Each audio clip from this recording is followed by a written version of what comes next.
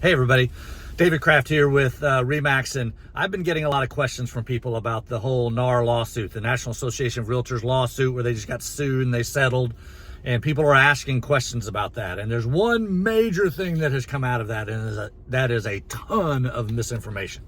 Tons and tons of misinformation has come out about that. I've heard media outlets saying that buyer's agent commissions are going to go away. Well, that's not true. And then they've also said that sellers are no longer allowed to pay buyer's agent commissions. Well, that's not true either. There's three main things that have come out of this lawsuit. So number one is that National Association of Realtors could have appealed this lawsuit, and they really feel like they would have won if they would have appealed it, but it was so cost preventative to appeal it. They would have had to put up like $14 billion or something like that in some kind of fund or something in order to appeal it. So that became untenable for them.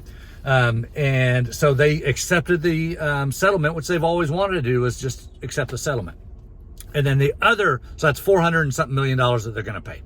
The other part of it is now we are not going to be allowed to put buyer agent commission on MLS. There's got to be another way of communicating that out there.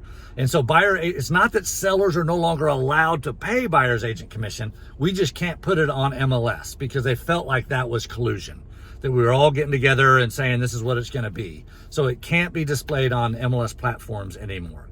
And then the third thing is that every buyer's agent and every buyer are going to have to sign a buyer's representation agreement prior to looking at houses. We've always had that form in our arsenal.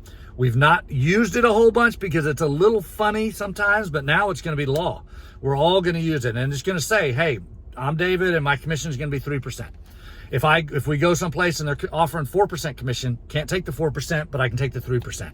If we're going someplace and it's going to be 2% commission, well, I can take the 2% and then the buyer has to make up the other percent. So I think it will shift some of the expenses on the buyer side. It'll make it harder for buyers to get into houses, but it's not the end of the world. And I use the 3% number just as an example. I'm not colluding with anybody. You can put whatever number you want to on there, but it's really just those three things. One, that they're going to pay a settlement. Two, that we can't display the buyer's agent commission on the MLS forms anymore, and everybody's going to have to sign the buyer's representation agreement. So anyway, if you have any other questions, give us a holler. We'd be happy to answer any questions that you've got, and hope you have a good day.